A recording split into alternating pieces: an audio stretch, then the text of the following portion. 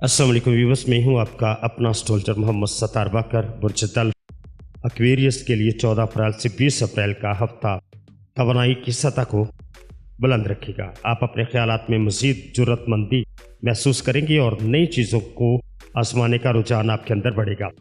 ज़ाती और पेशा वराना ज़िंदगी में एक नया रुख आ सकता है। आप अपने मकसद को वाज़ह तौर पर देख पाएंगे। अब आपकी पेशा वराना ज़िंदगी की बात करें तो इस हफ्ते आपकी मेहनत का फल मिलने के इम्कानात मौजूद हैं। आपकी तख्लीकी सलाहियतें इस हफ्ते नुमायाँ होंगी और आप किसी नए मंसूबे में शामिल भी हो सकेंगे।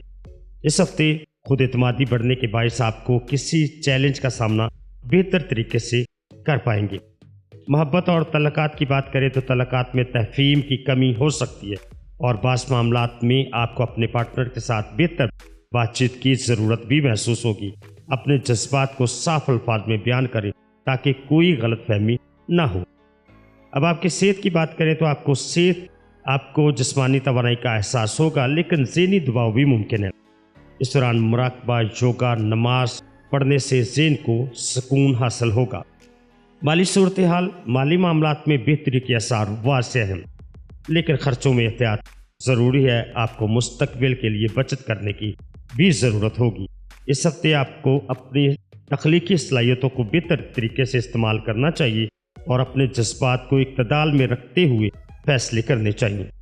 ये हफ्ता आपके लिए बेहतरीन मौका है कि आप नए रास्तों पर कदम रखें और अपनी सलाहियतों को मुकम्मल तौर पर उजागर करें।